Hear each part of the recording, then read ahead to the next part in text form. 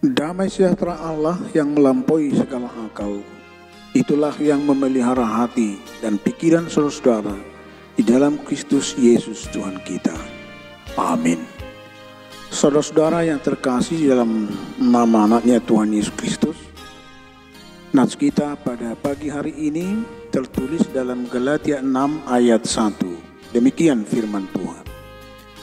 Saudara-saudara, kalaupun seorang kedapatan melakukan suatu pelanggaran, maka kamu yang rohani harus memimpin orang itu ke jalan yang benar dalam roh lemah lembut, sambil menjaga dirimu sendiri supaya kamu juga jangan kena pencobaan.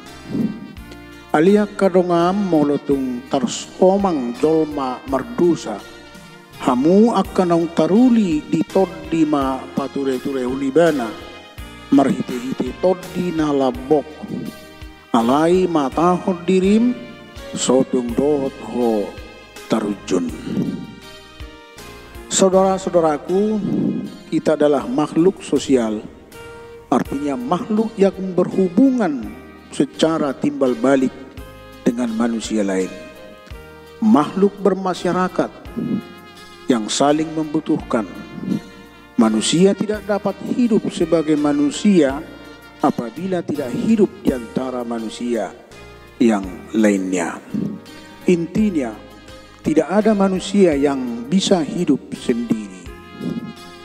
Pedoman ini juga berlaku dalam hal pertumbuhan rohani kita sebagai seorang Kristen.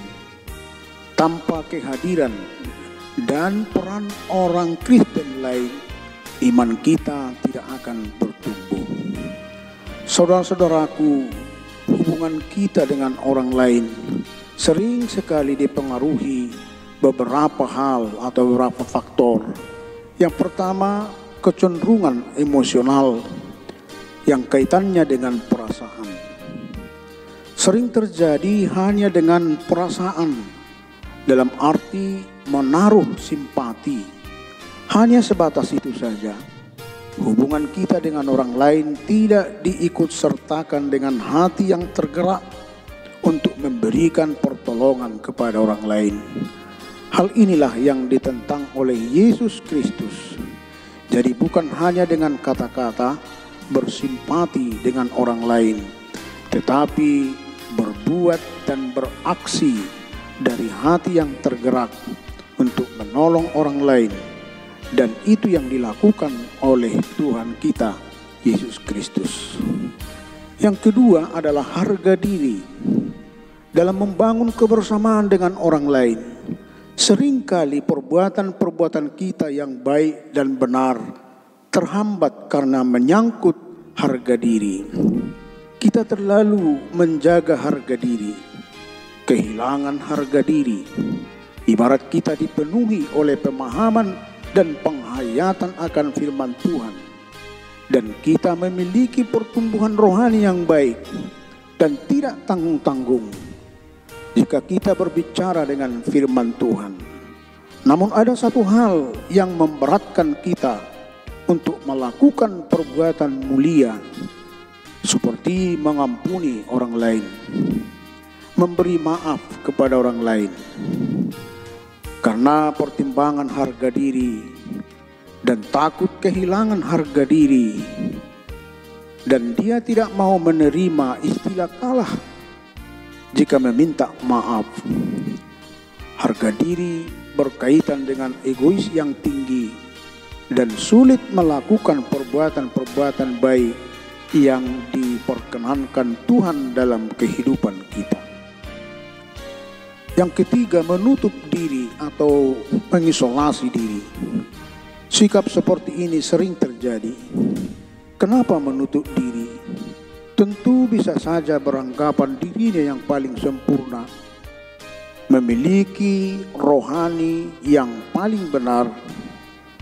Sikap seseorang yang menutup diri biasanya memiliki sikap acuh tak acuh dan tidak mau tahu, apalagi memberi perhatian atau pertolongan bagi orang lain. Saudara-saudaraku, firman Tuhan hari ini mengingatkan kita untuk benar-benar sebagai anak-anak Tuhan yang sepadan dengan firman Tuhan dan melakukannya dengan aksi dan perbuatan kita.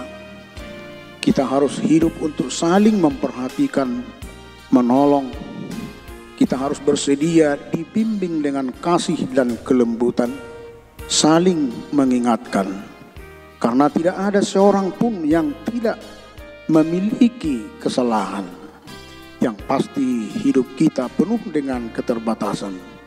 Tidak seorang pun lebih kuat daripada yang lain. Ada kalanya kita lemah dan membutuhkan pertolongan orang lain. Ada kalanya orang lain lemah dan kita memberi pertolongan. Jangan sampai kita merasa paling benar, paling rohani.